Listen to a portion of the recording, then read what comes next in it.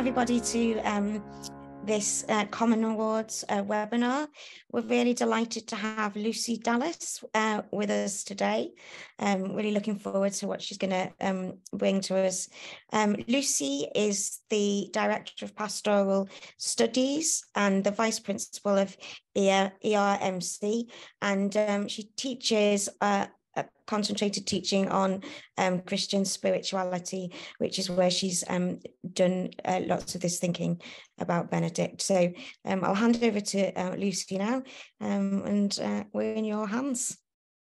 Lovely, thank you, Jo, and welcome to everybody, some of whose faces I can see at the top of the screen. It's lovely to see you and to share this time with you today.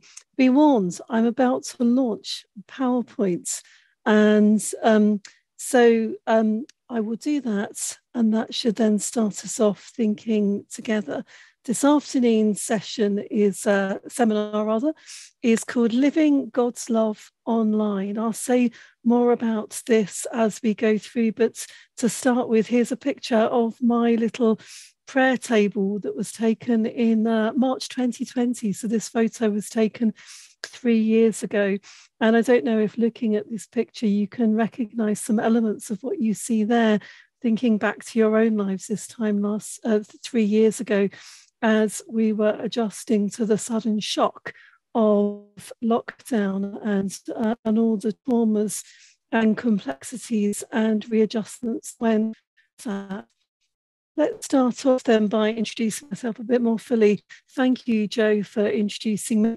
A little more about me. My name is Lucy Dallas, and I live in Norwich in Norfolk. As Jo said, I work for ERMC, which is the Eastern Region Ministry course. It covers the eastern parts of England and also the Anglican diocese in Europe. Before I was ordained, I was a secondary school teacher. I taught English literature and drama. And I should have updated that. Because I've moved to Norwich, I am glad to be involved in the local church where I live now, in Norwich itself. And if you're interested in hearing anything more about ERMC, there's a link there. That's who I am. How about you? Could you please have a look at your name as it appears on the screen? It might be set up as your first name, your full name, all sorts of other things. Why not take a moment to change it to what you had for breakfast this morning? You can do that by clicking on the 3 little dots and then changing. You should then have the option to change your name. So let's see if I can do this. There we are. I've done mine. Have you changed your name? Someone else has had porridge. Excellent. Very good. Healthy start. Someone's had a bacon and egg sandwich. That's amazing. Thou shalt not covet thy neighbour's breakfast. Muesli, toast. Toast and Marmite is not dull at all. It's quite a good breakfast. Banana smoothie, muesli. Toast and blueberry jam, oatcakes, muesli with fruit, egg and toast. Toast and marmalades, fruit salad. Nothing? Well, I never. There we are. I hope toast and coffee. Look, got lots of people who like toast here. Pancakes. That's a nice way to start a Friday, isn't it? Okay, good stuff.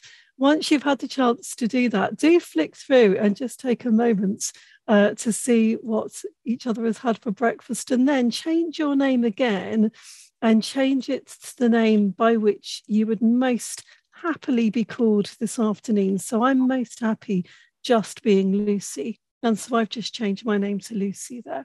So if you'd like to just quickly change your name back, not necessarily to what it was at the start of this seminar, but to the way in which you are happiest being known, whatever that may be. Don't get stuck being called something like toast forever, will you?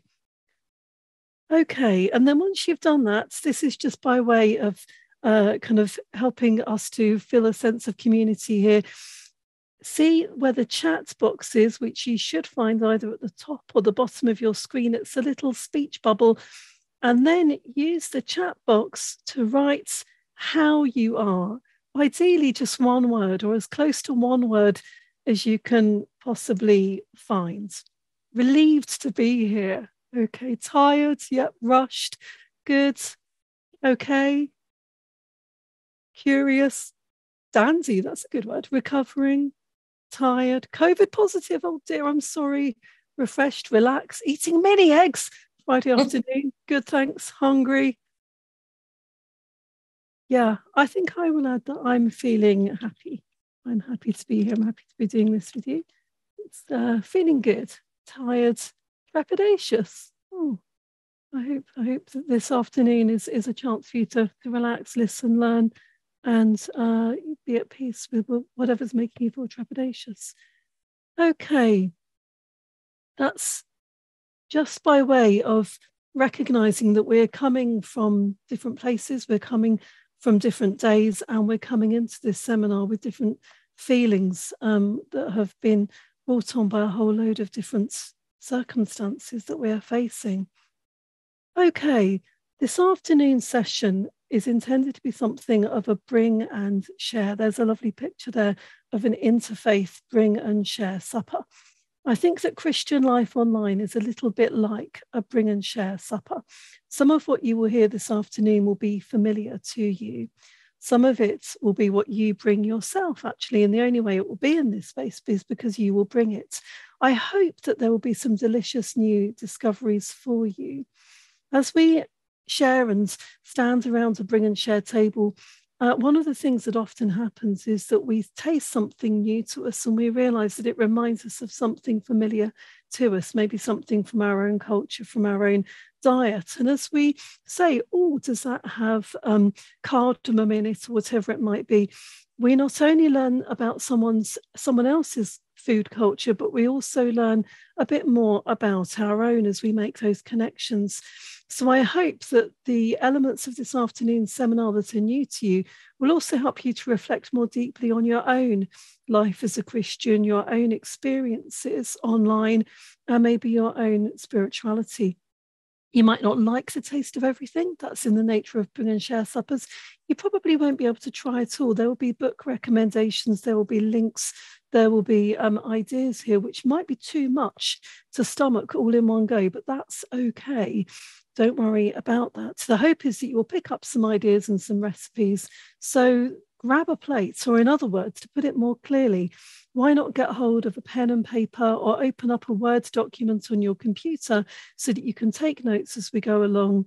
There'll be some prompt questions for reflection, but I hope too that this afternoon's seminar will pose its own questions to you so that you can reflect on your own experience, your own context, and your own experiences, particularly of being online.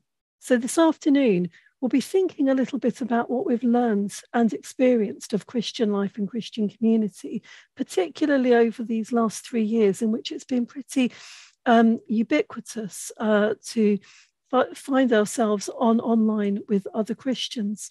We'll be thinking particularly about hospitality. How can we create a hospitable home online to which we can welcome others?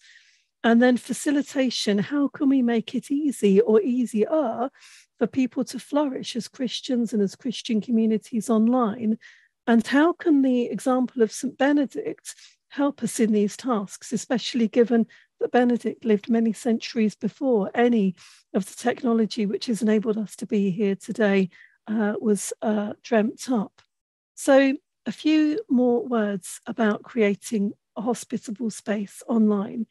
This session will finish promptly at 4 o'clock UK time. We're going to have a break halfway through. If you need to leave before then that's absolutely fine. Please don't feel in any way guilty or conflicted about needing to pick up children from school or get on with other tasks. If you can mute yourself unless you're speaking, it's really nice, if possible, if you could keep your camera on so that your face can be seen. I like flicking through the little thumbnails and seeing you as you see me.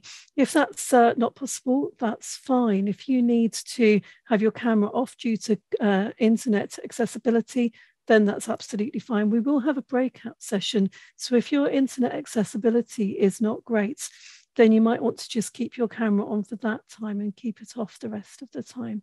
If you need to get up and move around, then please feel free to do that. This session's being recorded and it will be available to you as a resource. And if anybody would like a copy of this PowerPoint presentation, you're very welcome to it. If anybody would like it now or in a moment, if you send me a message through chat and I'll pick that up.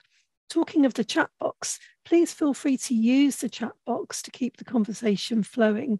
Different Zoom seminars have different protocols, different etiquettes. I'm very happy to keep chat going through the session.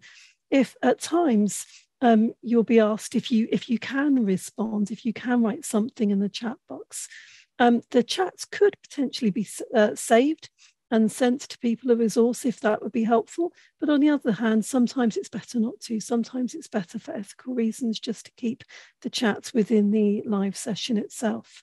There will be opportunities for you to share of your own experience of online community, of particularly thinking back to your learning over the last couple of years. And with that freedom to share comes a responsibility to look after each other in holding some kind of confidentiality. So the things that people share might not strike you as particularly personal, but to them, you never know, they might be. So please keep everything that's shared within this session confidential. Please feel free to share as you feel comfortable. Don't feel obliged to share anything that you would rather not. And remember that you are responsible for your responses, to use that helpful phrase. You're not responsible for the responses of others. It might be that in your breakout group, people respond very differently to you. That's okay. If you would like the recording to be paused at any time, that's absolutely fine. As we think about creating a hospitable space online, we might just want to take a moment to look around at our physical environment. I don't know if you're at home or if you're in your office or anywhere else in a study. It can be that if you are at home, ironically, it can feel less hospitable than working in an office or a study, depending on the space that we have available to us. That space might be negotiated, shared in all sorts of ways. There might be distractions and interruptions. I've mentioned picking up children from school already. These things can be quite tiring to us if we're trying to concentrate, and they can feel invasive. So you might want to take some time either this afternoon or sometime later to just think about the spot in your home, which is the best space for you to work, or maybe the best place in your workplace. And please be understanding of those who share space with others, whether that's at work, at home, or somewhere else. Multitasking online is a real temptation. Having lots of tabs open, having your iPad or your phone next to your computer so that you've got multiple screens all doing different things. This can be stimulating for a short burst, and it can be very helpful in terms of having lots of learning resources available to us at the same time. But it takes a real toll on our mental capacity, and it can get exhausting after a while. So do think about the space which you have got set up.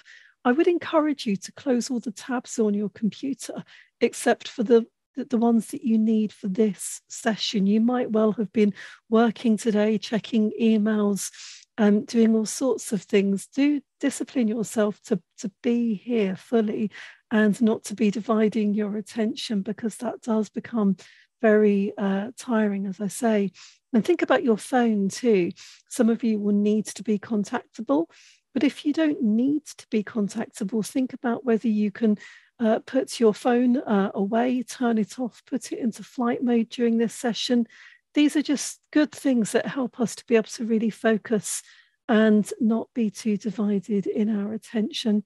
I don't know if that cartoon resonates with any of you, particularly those of us who led church services during lockdowns, creating an illusion of calm and peace among a sea of absolute chaos. So those are just some words of introduction, and I hope that they help you to feel, yes, I'm here and I can be here ready to think about what it means to live God's love, God's hospitable love online. This first half of the session is going to be thinking theologically, and then after a 10-minute break, we will then turn our thoughts to more practical applications in our online communities and discipleship. So, the word hospitality Here are some insights from the New Testament. The New Testament Greek word for hospitality is philoxenia. It comes from phileo, which is one of the Greek verbs for love, not the only one, but one of them, and xenos, a word which means stranger. Two occurrences. First of all, Romans 12, verse 13, extend hospitality to strangers. And then Hebrews 13, verse 2, do not neglect to show hospitality to strangers, for by doing that, some have entertained angels without knowing it. Versions of this word, philoxenia, are also found in 1 Timothy, 1 Peter, and the letter to Titus. One thing to say here, the word philoxenia is related to two other interesting New Testament Greek words. First of all, Philadelphia, which literally means brotherly love, but in the NRSV is translated into English in a more gender neutral way. There are some references for the word Philadelphia there. It's used in various New Testament letters.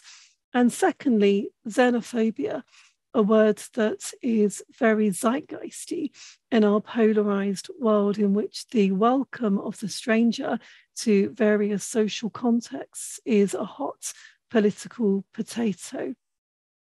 Xenophobia, of course, means the fear of the stranger as opposed to the love of the stranger. There is a lot to ponder in that distinction. Philoxenia and Philadelphia are paired in both Hebrews 13 and Romans chapter 12. The hearers of these letters are exhorted to do both, to love the brothers and sisters, to love members of one's own Christian community, and also to love beyond the borders of that community, to love the stranger. There is no envisaged competition between Philadelphia and philoxenia. They are both expressions of philia, love. Okay, we have this word that is used by Jesus himself in the parable of the sheep and the goats in Matthew 25, when Jesus is describing the ways in which he is encountered. I was a stranger and you invited me in. So Jesus himself aligns himself with the stranger. Jesus is encountered in the stranger. And it's in loving the stranger that we find ourselves loving Christ.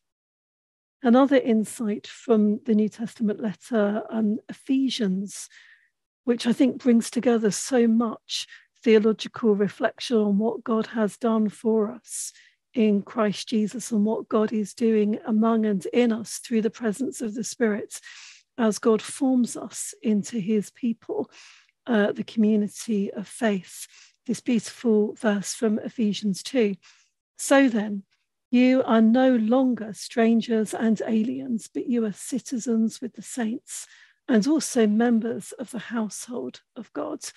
That phrase in Greek, strangers and aliens, xenoi kai parakoi, you might just note the familiarity of that Greek word parakoi and see that our English word parish, parochial, comes from this Greek word. There's a lot of interesting theological exploration to be done in that etymology. We won't go into that now, but to note that what God does in drawing us to himself is to form us into a community in which our strangeness to each other becomes responsibility for each other in the community of God's citizens, which God is building. So here is our first question for reflection. What might it mean for us to love the stranger online? Might there be another way of thinking about this? Might we also love the strange? For many of us, meeting online feels strange, it feels uncomfortable. But if we are called to love the stranger, are we also called to love the strange place in which we encounter and meet the stranger? That's a question that I would like to leave with you for a moment. You might like to think about your own experiences of encountering people online whom you might never have had the opportunity to meet otherwise. The hospitable God. There's been some interesting theological work that has been written around the idea of God himself being hospitable over recent years. Living the Hospitality of God by Lucy and Richard makes the claim that hospitality to the stranger, as we've just been discussing, is a shortcut formula expressing the core of the Christian vision. While it implies certain doctrines, it's primarily a practice, a way. It is the way of Jesus. So what we believe and the way in which we live is envisaged to be one harmonious, integrated expression of response to the love of God. And another book I would like to recommend to you, The Hospitable God, The Transformative Dream, pictures God as creator, sustainer, and redeemer of all. God, the ultimately hospitable one who welcomes us all into the world and into the many places in which our lives take us. So, another reflection question. If we see God as the hospitable host, what does that say about us as Christians? What does it say about our place in the world? What does it say about our relationship to the rest of the natural world and our care for the environment? What does it say to us in terms of how we are to reflect and image God's hospitable love in our lives? So there's another reflection question for you.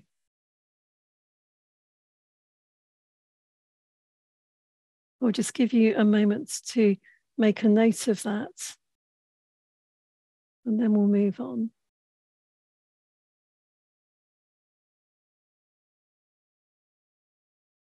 So this is the church in which I grew up. This is the church in which I was baptized as a baby and then confirmed as a teacher. As a teenager. You will notice from the sign in the bottom right-hand corner, it's St. Benedict's Church. It's a Church of England church, and it's in Hemel Hempstead in Hertfordshire. And through those big plain windows, you can see the cross above the altar.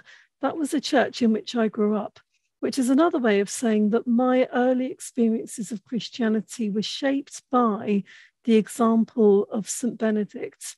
When I was confirmed as a teenager, I was given this little red book. It's a Rule of Benedict in English. It had recently been retranslated, and I don't know if you can see, but the cover here has got two beautiful fonts, one of which looks very kind of ancient, and the other was very a la mode in 1980, that kind of electronica font there. So that's my earliest experiences of Christianity. What about you? As we turn to think about what we can learn from Benedict, could you please use the chat box and just put a number from 1 to 10 about indicating how much you know about Benedict and his rule. You might know absolutely nothing at all, in which case your score is going to be 0. And you might have spent years studying Benedictine spirituality, making retreats at Benedictine houses. You might even be a Benedictine oblate. So score from 0 to 10. There is no judgment here. It's just helpful for me to get a sense of who is in the room. Thank you. I'm not going to repeat the numbers that you're writing, but it is worth, if you have a flick through, you might notice that the numbers are pretty much everywhere on that scale. So we are an interestingly mixed group this afternoon. Okay, thank you very much. So if you'd like to make some notes during this presentation, you might like to make some headings now that will help you. The first, something that resonates with me personally, something for which I can see application or a challenge or an encouragement in my own life. Secondly, something that resonates with the Christian communities with which I'm involved currently. That might be your church, it might be other Christian groups, it might be your college or course. And then finally, something to think about for the future, something that may not have an immediate application, but something which could hold potential promise for the future. So if you'd like to use those headings, it will just help you to be able to think for yourself about what this might mean for you. Okay, so Benedict's world, he lived in tumultuous times. In lots of ways, Benedict's world was very different to our own, but in other ways, there are a lot of similarities. What do we know about Benedict? The earliest writings about him come from the dialogues of Pope Gregory, written in the year 593. There's lots of scholarly disputes about this text. However, the one thing that comes through very clearly is that Gregory saw Benedict's rule as the most reliable witness to Benedict's character. By this time, various other hagiographic stories were circulating about him. It's interesting and I think instructive to note that Gregory's attention never strays too far from the rule. So Benedict lived in the years 480 to 550 in Nursia in Italy. You'll be able to just note it there.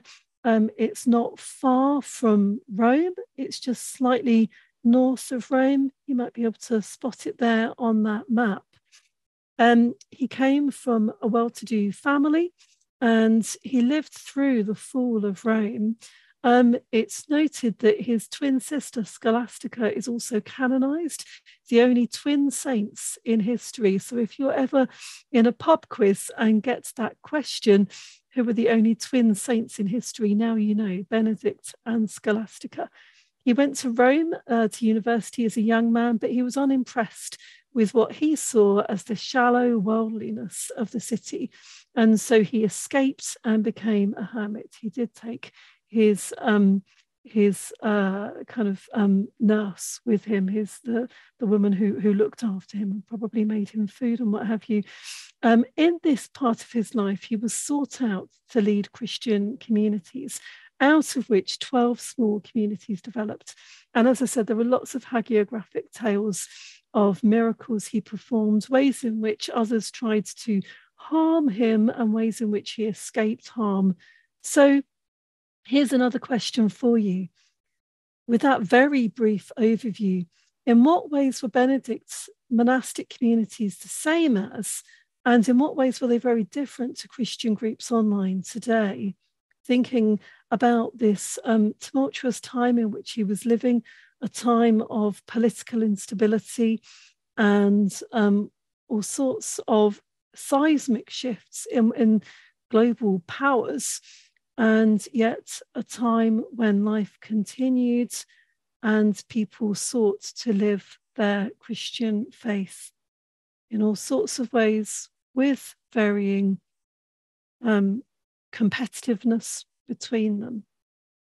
That's the next question for reflection for you.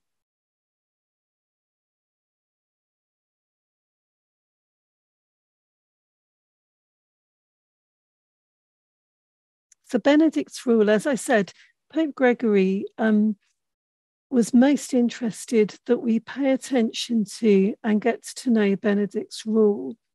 It's based on the household codes that we find in the New Testament. Household codes are included in a number of New Testament letters. There's one in Ephesians, one in Colossians, there's one in 1 John, and a couple of other places as well. These in turn are based on the household codes of the Roman Empire, written so that within a well-ordered household, each person would know how to fulfill their duties and relate well to the others living under the same roof as them. Benedict wasn't the first person to apply this rule or household code to a Christian community. For example, John Cassian had written a rule And the rule of the master had also been written. There have been some interesting studies comparing and contrasting Benedict's rule to these. Benedict's one has become one of the most durable, as we can go on and see. The opening word, to which we will return in a few moments, is listen, listen. In the prologue, Benedict writes that he wants to impose nothing harsh, nothing burdensome on those who will listen. But he does then go on to say that for the good of all concerned, we need a little strictness in order to amend faults and to safeguard love. So holding together the desire not to burden people, on the other hand, to keep people safe and to make sure that discipline is kept to. So the content in brief of the rule of Benedict, one of the phrases that he uses in chapter 4 is this, that he is offering tools of the spiritual crafts. At the heart of these are the vows that are to be taken. When we think of monastic vows, we very often think of poverty, chastity, and obedience. Benedict wrote before that had become kind of put together as the as a very influential set of vows. The Benedictine vows are to stability, obedience, and then the third vow is the Latin phrase that's used is conversatio morum suorum, which has been translated variously into English into something along the lines of conversion of life, conversation of life, way of living together in cenobitic, that is communal discipleship. My personal preference is not to choose between these interpretations of this phrase, because I think each one of them says something important about what it means to live a life of communal Christian discipleship. If we allow ourselves to play with these ideas for a moment, what does it mean for the various aspects of our lives to be in conversation with each other? What does it mean for our prayer to be in conversation with our academic scholarship? What does it mean for our friendships to be in conversation with our church going? What does it mean for our hobbies to be in conversation with our Christian faith? The more the different parts of our lives can speak to each other and strike up friendships with each other, the more whole, the more integrated, and ultimately the holier we will become. Conversion of life. I love this idea that conversion to Christ is not a one-time only event. Some Christians can point to the exact moment when they converted to Christianity. Others, like myself, find that much less easy to do if our faith stretches all the way back to the start of our very lives. The idea, though, that conversion is something which we can choose in any and every moment is, I think, a very challenging way of thinking about Christian conversion. It gets none of us off the hook, and it presents us with the challenge of the present moment. Are we willing to turn to Christ in this moment now? Are we willing to be converted afresh today? I think that's a very challenging, very inspiring way of thinking of Christian conversion. And then a way of living together. Of course, Christianity is to be lived in community. It's well nigh impossible to be a Christian in glorious isolation. We need each other to walk in the way of the cross. That's not to say that we need to be living together under the same roof, but we do need each other as fellow companions and travellers on the way. And as we walk that way together, we find ourselves sharing life together, sharing in food, clothing, travel, guests. All of these things are covered to greater or lesser degrees of detail in the Rule of Benedict. Daily prayer, a commitment and some guidelines for how it is to be done in a way that is sustainable and sustaining to us as Christians. And then community government or order. How do we relate to those who are set in authority above us? In the Rule of Benedict, there is a balance between respect for authority and those who are given authority being advised to wear that authority lightly, to seek to be loved rather than feared, to quote one of the words to the abbot in the Rule of Benedict. So here's another question for you. As we think about these ways of living as Christians that we find in the Rule of Benedict, what of all of this can we take into our participation in Christian groups online, and what gets lost in translation, so to speak? Are there any elements of this which we find ourselves thinking, well, that's not relevant to us now, that's not relevant to me, maybe? Sorry, I just seemed to lose my connection for one moment there. Going to re-share my screen. There we are, thank you. It might be that in this time of awareness of the environmental crisis which we follow, things that might have seemed less relevant 100 years ago, we're looking at with fresh eyes and realizing the needs to bring areas such as travel and what we wear, what we eat, under our Christian discipleship. Stability, then, let's think about this. One of the core attributes of the vows that are to be taken. This is not an abstract or metaphorical idea, very concrete. For most Benedictine monks and nuns, the commitment is to be made to a particular group of people in a particular place. Unless exceptional circumstances arise, Benedictine religious tend to stay put for life. People are not committing to an abstract, people are committing to each other. Benedict writes in the first chapter of his rule about a group of people he calls girovaghi, whom he's really quite rude about. He says that these people who stay 3 or 4 days at a time, going from one community to the next, eating and drinking and taking part in worship and then being on their way, are not to be taken as true members of the community. Stability is one of the things that marks out those who are to be seen as the stronger members of the Christian community. Benedict says that stability calls for certain qualities, certain virtues and values as people. We need humility, which involves an awareness of God's presence. We need selflessness. We need to have a demeanour of obedience that leads us to persevere in the tasks that we're given. We need to be honest. We need to be willing to do lowly work and to discipline or restrain our speech.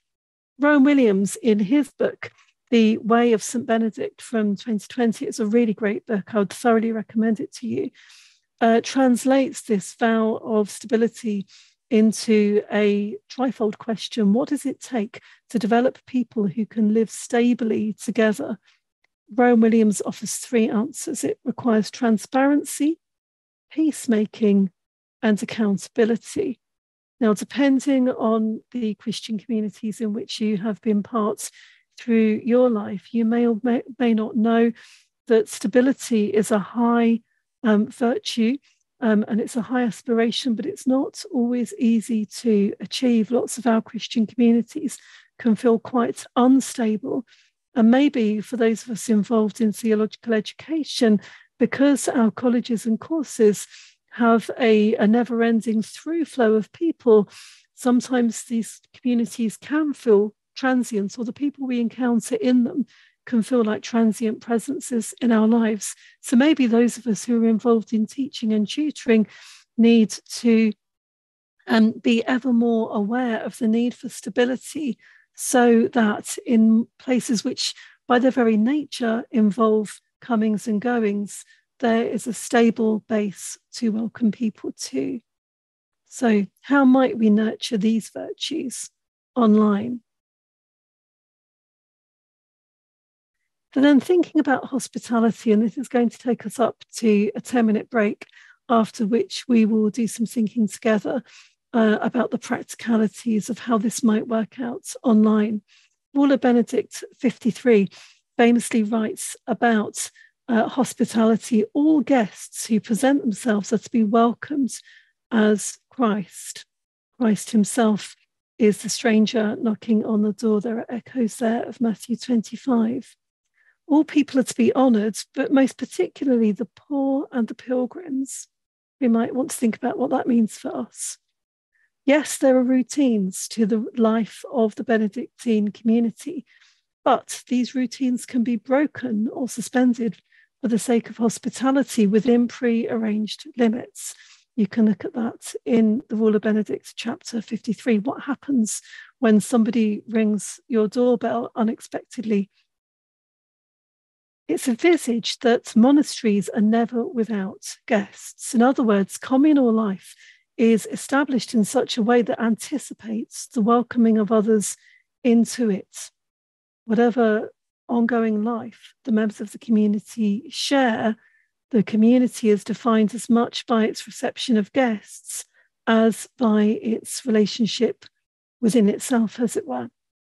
Nonetheless, there's a very clear distinction between the guest and the monk. This comes out at the end of chapter 53, in which Benedict gives instructions on how monks are to respond when guests try to speak to them at inopportune moments.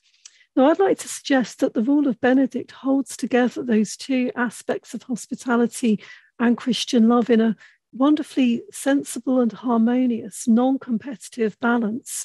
The Rule of Benedict holds together Philadelphia, the love of the community, the love within the community for its members. This is shown, for example, in the way in which Benedict writes about how those who are young or old or sick are to be treated by the community. And at the same time, Philoxenia, all people are to be honoured, all people are to be welcomed as Christ himself, the poor and the pilgrims particularly so.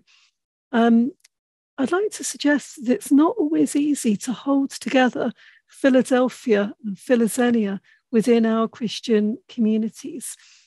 Christian churches and other communities that can think of themselves as very tight-knit can be ones in which people love catching up with each other and chatting to each other when they see each other, maybe about areas of mutual interest, but this can feel very exclusionary to the newcomer coming in. How do we live in our community in such a way that we can hold together our love for each other and our love for the stranger?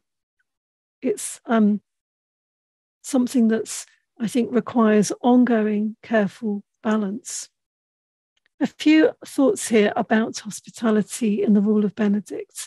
A quote from Aquinata Bockmann: "A person who really feels at home can open the door wide. If we really feel at home somewhere, then we can welcome others into it. It's stability which makes hospitality possible.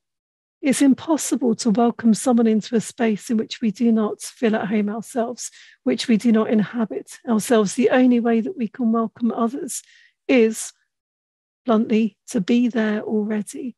Philadelphia is the required context for Philoxenia. Philoxenia is dependent on the ongoing love of the community." Joan Chittister, you might know, is a wonderful writer on Benedictine spirituality, and her book, The Monastery of the Heart, takes the idea of the monastery as a metaphor for the Christian whose heart is open to become the dwelling place of God. And she gives this beautiful description of what it means to have a monastery of the heart. A true monastery of the heart has stretchable, permeable, illimitable boundaries made up of anyone who happens to come into it at any time and accepts them, saying, "We are here for you." So what might this mean online? How do we create stability within ourselves and within our Christian communities so that we can open the door wide, so that we can welcome others in, and so that we can say and really truly mean, "We are here for you"? I'd like to think about that for a moment. One very important person in the Rule of Benedict is the porter. the person at the door. The Rule of Benedict, chapter 66, gives a colourful description of who might make a good porter. At the door of the monastery, place a sensible old man who knows how to take a message and deliver a reply, and whose age keeps him from roaming about. This porter will need a room near the entrance, so that visitors will always find him there to answer them. As soon as anyone knocks or a poor man calls out, he replies, "Thanks be to God," or "Your blessing, please." Then, with all the gentleness that comes from the fear of God, he provides a prompt answer with the warmth of love. Let the porter be given one of the younger brothers if he needs help.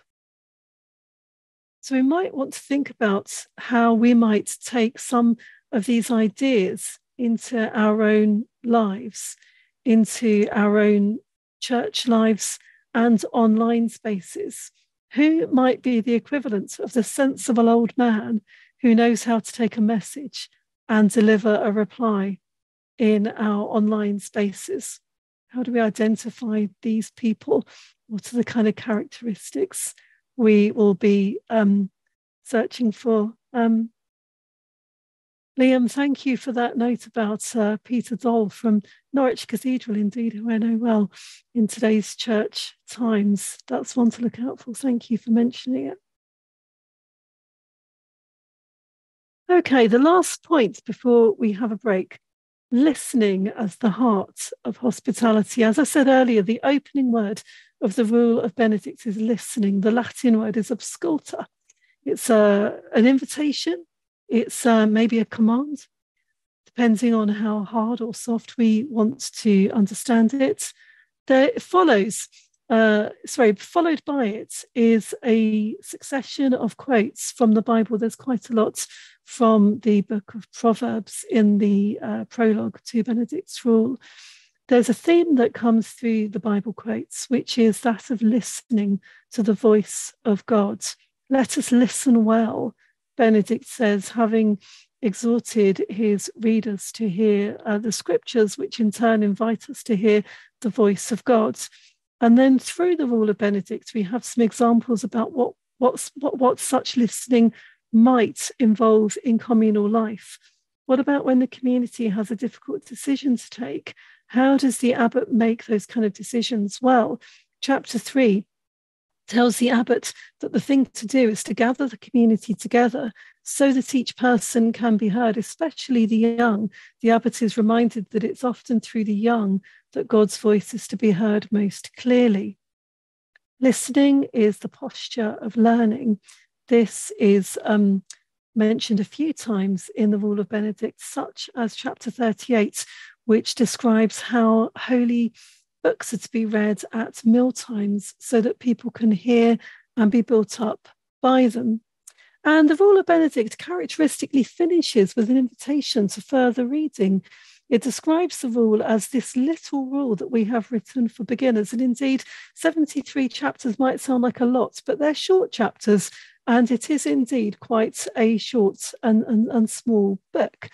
Benedict doesn't leave it there. He says, if you want to progress to the higher heights of discipleship, he uses the image of a ladder earlier on in the rule. He says you might want to read these things, and goes on to give specific book recommendations. That's something which those of us who teach are well accustomed to do. I'd like to suggest then that listen, absculta, is an invitation to a deep hospitality, finding one's own place in the home of the Christian community so that that home can be opened and shared with others. It's an invitation to become part of the Philadelphia, which in turn will be the context for the Philoxenia, the hospitality which has no limits, no boundaries, and which welcomes everyone as Christ himself. So the Rule of Benedict can be read as a practical application of the verse from Ephesians. It can be read as a way of describing what it means to know that we are no longer strangers and aliens, but we are citizens with the saints and also members of the household of God. So there are some thoughts about hospitality in the Rule of Benedict and what it might mean to us. So I'm going to stop sharing my screen just now. And I wonder whether before we have a break, it might be nice for us to have just 5 minutes in a small breakout group. I'll set up some breakout groups with just 1 or 2 other people. And I'd encourage you for the next 5 or so minutes just to share some thoughts, maybe based on the notes that you've written. It might be that as you compare notes, others share thoughts with you which would never have occurred to you. That's a hospitality too, sharing of our own responses. So I'm just going to set out the breakout rooms now for just over 5 minutes. After that, we'll all come back into this main room. If anybody would like to share any thoughts with the wider group, there are, I think, about 30 of us. So we're not an enormous group, and we're certainly a size in which we can hear each other. And then after that, we'll have a brief, we'll have a 10-minute break, and then we'll come back to think about how we might apply this more specifically to our online spaces. So I'm just going to open the breakout rooms now. I'm going to share my screen with you again. And as I said before the break, in this half of the session, we will think more straightforwardly, really, about how we might live this hospitable love, the love that holds together both the Philadelphia, the love within the community, and then the Philoxenia, the love that that community extends to new people in online spaces. So I'm just going to reshare my screen with you and give you a couple of examples. You might have heard of these communities already. In New Mexico, in a very remote and arid part of the New Mexico desert, there is the Benedictine Monastery of Christ in the desert, which is deeply committed to receiving guests and also to welcoming people through an online presence. It has a wonderful website. And I've just put a link there to an article from the Washington Post as the monks of the New Mexico community reflect on 2 years without guests. The second link there is to a YouTube video of one of the monks from the Monastery of Christ in the Desert, who goes by the online social media handle, I think it's the Digital Monk. And he uploads little YouTube videos of lots of different moments in his everyday life. He's inviting people in to his workshop, into the kitchen, into various other places in the monastery, so that even if it's completely unfeasible that the people watching these videos would ever be able to go to New Mexico, which is not the easiest place to get to, nonetheless, they can feel a sense of welcome and participation in the everyday life of the community. You might well remember, and indeed you might well have loved, Sister Catherine Wyborn, who went by the Twitter handle Digital Nun, who had a prolific and very warm and kind and wise presence on Twitter for a number of years. She passed away just over a year ago with 27,500 followers on Twitter. She wasn't the only Benedictine monk or nun on Twitter, but she was certainly one of the ones who made a real impact. It was quite moving to look through her final tweets in her last days. Her death was anticipated, prepared for, and she died at home in peace. And her last written tweet was an invitation to listen to the rule of Benedict. And as I looked back at that today, I thought there is no greater way of ending one's life as a Benedictine sister than to end by inviting people again to listen to these words which had shaped her life. So these are 2 Benedictine communities which hold together something very stable, very physical, very bricks and mortar, very traditional, with something very virtual, something very new, and something very of this moment, which is the online presence.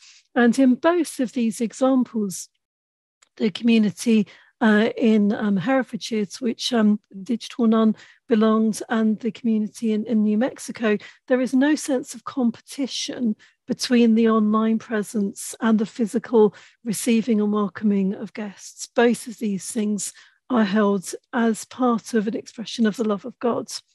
So we're going to think then about what it means to facilitate online learning, online Christian community and fellowship.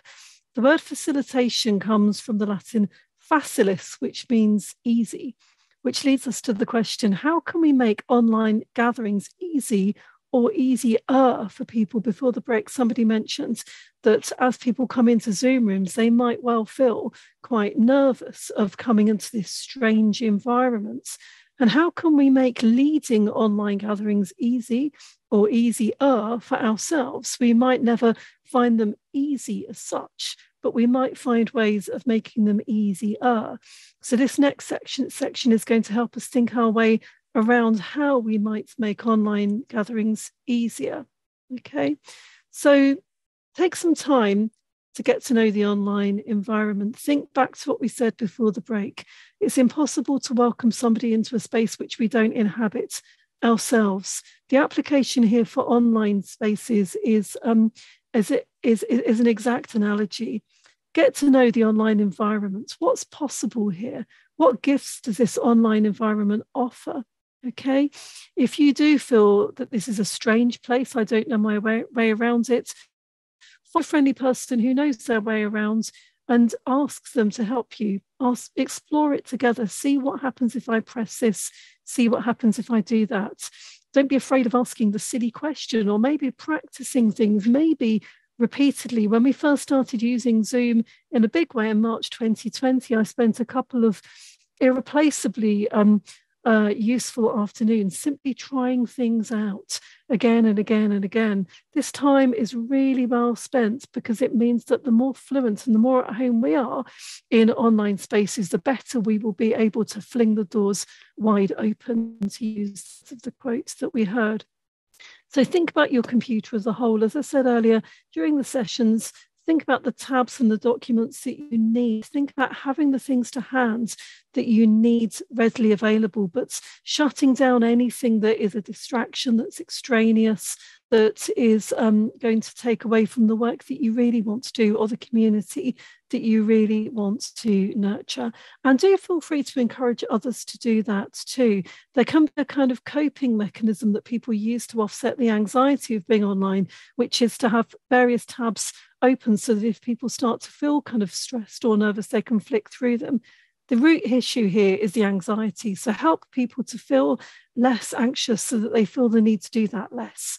And as you feel more at home on online spaces, you too will feel the need to control the environment less too. Learn from digital natives, people who inhabit the online environment easily and are comfortable with it. I don't want to be too stereotypical here, but it might be that there are younger people in your lives for whom this is all completely natural and easy. Learn from them. Don't be too kind of proud to learn from them. So get to know the online community too. Any particular given community in one online space in any given moment. Do you know objectively why they are here online? Are they with you out of choice, or is it an obligation? Are you there because you have to be there, or are you there because you are choosing to be there? How might your group be feeling? And what might their life look like at the moment? Tread gently, because our lives are not equivalent. Our needs are not even similar. We don't know what people are bringing into online spaces. Icebreakers can help. We did that funny little thing with changing our names to our breakfast, something that is quite non-threatening, but might just help us to relax a little bit and to bring our humanity into a space. You'll need to think about the timing of icebreakers in any given online events. They need to be quite simple, and they need to be more quickly done than in an in-body gathering, partly because of the number of people online maybe, and partly because time online needs to be very carefully managed if it's to be used effectively. Hi, sorry, it's ironic, isn't it, that in a webinar about online hospitality, I abandon you halfway through. So let me, sorry, the internet connection here doesn't seem to be particularly stable today. Let's reshare the screen. Okay. May I welcome you back, Lucy? Nice to have you. Thank you, John. Thank you. Thank you. So there we are, the online community. Who are we? This is a question which is relevant to any community, but takes on a new significance in online spaces. Do people know each other? Have they ever met outside of an online space? Has there been a physical location which has provided a hospitable space for them to nurture a group identity in the past? With Benedictine communities, the Philadelphia, the community itself, will have a house which is their anchor, their base, their home. And it can be helpful for that physical space to be represented somehow online. On the other hand, it can be a hindrance if the community, some of the online community don't relate to that physical space. So think about the relationship between physical spaces and online spaces, whether that's a helpful connection to make or whether it's not actually helpful. Is there an us? Does the group have an established shared identity? It's much easier to relate if people have met in person previously. It doesn't mean it's impossible to create an us out of nothing online, but it does take intentional work, and it does tend to take slightly longer than if you were to build a community in a physical space. What about the people themselves? How similar are they? Are they likely to understand each other easily and quickly? Can you identify any particular significant differences or disagreements? Are they all speaking the same language? In our community in ERMC, because we have students all across Europe, we have a number of students whose native languages are not English, and that affects how people relate to each other, understand each other. We just need to be aware of these things. But even if people are speaking the same language, they might not be using the same words in the same way. Do they speak the same Christian language? Do they have the same church vocabulary? These are important questions of which to be aware. Who's particularly vulnerable here? Who has particular needs or is in a situation that might make it difficult for them to participate? What about the person with the terrible internet connection? What about the person with children at home? What about the person who is dyslexic and therefore trying to read a slide from PowerPoint and listen to the presenter at the same time? How do we overcome those obstacles the best that we can? And what's life like for people right now? If you are studying or working in a theological education institution, this might be the tail end of quite a long term. You might be tired, but then again, you might not be. It might be the start of your weekend and you're feeling quite buoyant. Beware the pitfall of assuming that we are all ... We are all tired, we're all fed up of Zoom, we're all zoomed out, we're all busy. Those things are not necessarily true of any group, anywhere, ever. And when generalized statements like that are made, it's nearly always the case that somebody will feel excluded by them. Is there work to do together that is complex and demanding? Are the relationships primarily professional, supportive, spiritual, learning together? How would you describe the core purpose of the groups that has met in this place at this time, right now, right here? So establishing a stable group identity for the duration of the group, however long or short that might be. Thinking back to the Benedictine vow of stability, it's easy to overcommit to meeting together very often and then finding that actually it's too much. It's better to start modestly and then either increase workload or time spent together if it seems helpful. If we overcommit and we can't keep to the commitments made, it can undermine the stability of the group. So if you're going to start an online Bible study group, why not start off by making it monthly and then take the cues from the people as to whether they would really quite like it to be every fortnight or weekly? That's much better than starting a weekly Bible study group from which people one by one drop out because it's too much. Seemingly frivolous things like a group nickname and online social time can really help. online communications can feel dehumanizing. That's one of the great critiques against online communication. I would say, well, in that case, let's rehumanize it. Let's think, again, the Benedictine houses value something that they call renewal, not in the kind of charismatic spiritual sense of the word, but in a more everyday sense of the renewal of friendship, the renewal of bonds, the recharging of the batteries, time spent together in community, playing board games, having fun, chatting, doing things together that are mutually enjoyable. Using the same platforms consistently can help create stability. There was a lot of experimentation with online platforms during certainly the first lockdown, which is entirely understandable, but it contributed, I think, to that sense of instability in a very unstable time. So deciding on a platform that works and sticking to it can really help. A visual house style and a basic pro form of the sessions, for example, you might want to frame questions similarly each time, can help create a sense of stability so that people can know more or less what to expect and then relax into it and feel at home in it. Depending on your role in a group, think about the appropriate boundaries of what you share of yourself. The self-sharing will be defined by the culture, the power dynamics, and the purpose of the group. And each person will feel different, feel comfortable with different levels of self-sharing and self-disclosure. And that is something just to think through with wise discernment. No pressure should ever be put on anyone to share anything beyond their comfort. Okay.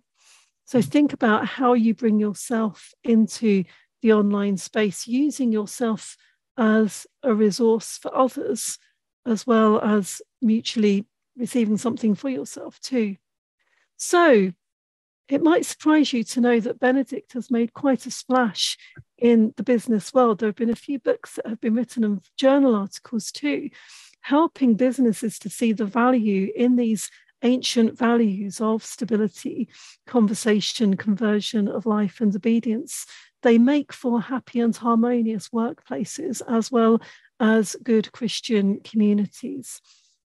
So thinking on this a bit more, I don't know if anyone's come across the work of Penny Pullen, who has written on virtual leadership and what it takes to work well online. This book, Virtual Leadership, is not specifically based on Benedictine spirituality, but I can certainly see some points of connection with that tradition. So Dr. Penny Pullen is a business analyst. She specialises in online teamwork, and she's a licensed lay minister too in the Church of England in Leicester Diocese. And her 5 points that she makes in this book, she calls them secrets. First of all, it's not the technology. Second, it's preparation is key. Third, it's not about control, it's about engaging and collaborating. Fourthly, don't do it all yourself. Fifthly, get things done. So we're going to think about these one by one and then think about how we might apply them to the work that we do. So firstly, it's not the technology. The caveat to that is it's not just the technology. This webinar would be impossible without the online platform. We do need the technology. However, being an expert in all things digital is not fundamentally what makes for really good online groups. What is really important is relationship. So we need to be at home well enough that our attention and anxieties are not focused on the tech, but on the people. And if that means using similar tech or simpler options, that's fine. Okay, so be encouraged. Most of us haven't lived in this online space for long. It takes time to truly feel at home and make it our own. So be patient with yourself, be patient with others. To give you an analogy to this, I found it quite tricky learning to drive. In fact, it took me a couple of years. And I knew that I was finally beginning to get somewhere when I stopped worrying so much about what my hands and feet were doing in the car. And I started, therefore, to have more brain capacity to take notice of what was happening on the road. We have to learn to drive the car first, then we can drive the road. Okay. And with online learning, with online communications and relationships, we have to learn the tech. That's like learning how to drive the car. But ultimately, this is about looking beyond and seeing what's happening on the way as we travel together in our discipleship. So it's not just the technology. Preparation is key. There is a kind of inherent kind of misconception that online spaces are informal. This is probably to do with the kind of earlier years of the internet and the ways in which online spaces have been used. I won't say too much about that now. It's irrelevant really, except to say that quite the opposite is true in my experience. In online teaching, group facilitation and community leading, time online needs to be really well prepared and managed. People need to have it clear to them how long the gathering is going to last and what's going to happen during the session.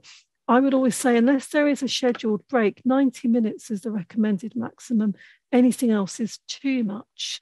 And resources need to be considered carefully with the aims of the group in mind. It could be anything from pre-recorded presentations for people to watch before they come into the space, or it could be something like an ongoing prayer thread on email or WhatsApp, to helpful documents that are put in chat as a session goes on. Resources can be created and shared and edited via a whole range of online platforms. The key is to understand what's easiest for the people in your group to access and make sure that people know how to access them. Multi-platform sharing of resources maximizes the chances of people finding what they need. In other words, if you have a WhatsApp group, put the document in there and put it on chat. And if you have something like a Moodle platform, put it in there too, so that people will be able to find it. A lot of people are busy and people can be inattentive to these things.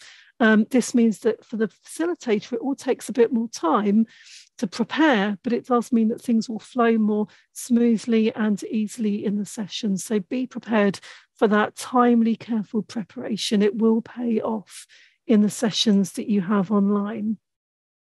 Thirdly, it's not about control, it's about engaging and collaborating.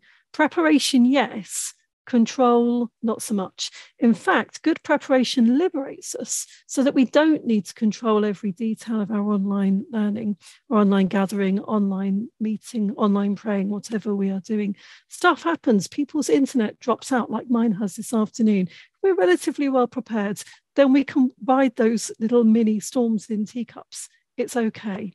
Okay, control can come from a place of anxiety. And I think if we recognize that in ourselves and recognize that the way often of dealing with the kind of anxiety that's associated with this kind of online presence is to spend some time on preparation and going through things well enough that we know that we can relax into it and trust that who we are and what we bring into an online space is going to be helpful to those with whom we share that space. So find ways of engaging people. Use the chat box. You might want to assign a sensible old man to read and respond to it when you're presenting. Multitasking could be quite hard work. Some people find it easier than others. Ask questions. Give people a clear idea how to respond. Make it clear to them if you're happy to be interrupted when you're talking. Do you want people to use the chat box? And so on. You can use interactive whiteboards on Zoom. That can be a good way of varying engagement. That's the kind of thing that really does take some prior preparation. And not everybody, depending on your group, it might be that people coming into the online space find it quite difficult to contribute to interactive whiteboards, depending on what they're using. I've had some less than perfect experiences of that. Fourthly, don't do it all yourself. Again, this depends on the group and the aims. People quite like being given something to do very often. People know that they can make a genuine contribution, that each person has talents and a contribution to make. So you could consider things like using breakout groups to work on a relevant activity, to consider a specific question, which then can be shared in the plenary session. You might want to ask someone, ideally in advance, to be a scribe, writing notes into a Word document that can be saved and shared. This might not be appropriate sometimes, depending on what you're doing. So think carefully and sensitively about this. Think about the flipped gathering. This means sharing with people most of the content in advance of the gathering so that you can spend most of your time together talking about it or sharing ideas, doing some shared work with it. Again, this will depend on the kind of group you are. If you're a church Bible study, then sending people various ways of hearing, reading the Bible text under consideration beforehand, and maybe even sending them a few little resources that will help them to understand the context of that scripture, will then make for a much richer and more interesting conversation in the group. The same is true for more formal types of education too. And then finally, get things done. Be clear about what your group wants or needs to get done. Now, this might be quite a soft goal. It might be something like, well, we want to keep prayer support going for our members. My new church has got a prayer WhatsApp thread, which is never going to be done as such, because our needs morph from one day, from 1 week to the next. That's okay. But it might be that your goals are much more clearly defined. It might be that your goals are defined by what you want as a group, or it might be that your goals are ones which you have received from an external source, and you're told essentially what you need to do by somebody, whether that's somebody in a church, whether it's somebody in a theological course or college or any other kind of group. Okay, so those are Penny Pullen's 5 secrets on making online gatherings work quite well. I'll just say one final note before we do in fact go into breakout groups, to think about this in our own lives and work.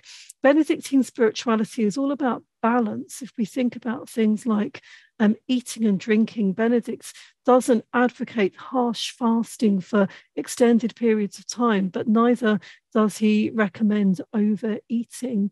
He recommends that the abbot is treated with respect as someone who is caring for others with the love of God, but he also recommends that the abbot is not harsh towards those in his care.